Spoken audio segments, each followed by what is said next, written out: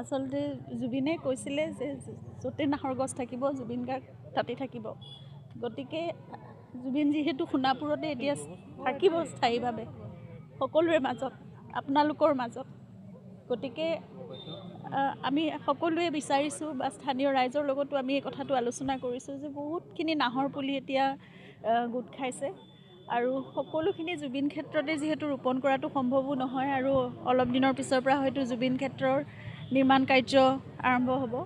গতিকে তেতিয়া পুলিবোৰৰ সেই য'ত কোনো স্থানত ৰুই দিলে পিছলৈ পুলিবোৰ মানে বেয়া হৈ যাব পাৰে। সেইকাৰণে আমি ঠিক কৰিছোঁ যে সোণাপুৰৰ পৰা আৰম্ভ কৰি গোটেই জাগিৰোডৰ এইখিনি অঞ্চললৈকে এইখিনি গোটেইখিনি জুবিনৰ নাহৰ বন হওক। জুবিনৰ নাহৰ বন এটা খুব ধুনীয়া এখন ঠাইও হ'ব মই ভাবোঁ। নাহৰ বনৰ মাজত জুবিন খুব সুখেৰে থাকিবও পাৰিব আনন্দৰে।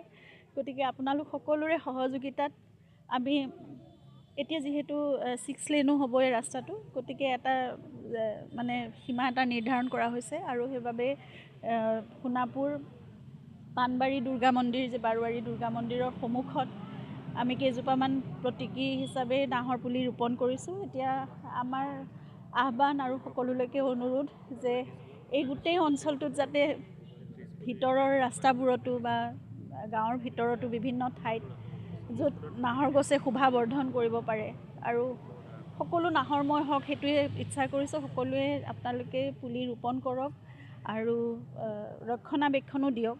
অকল ৰুলে নহ'ব, গছজোপা ডাঙৰ হওক আৰু সকলোতে নাহৰময় হৈ থাকক, নাহৰৰ সুবাস বিয়পি থাকক, গোটেই ঠাইখন জুবিনময় হৈ থাকক, সেইটোৱে কামনা কৰিছোঁ আৰু সেউজ হৈ থাকক গোটেই অসমখন জুবিনে যেনেদৰে বিচাৰিছিলে।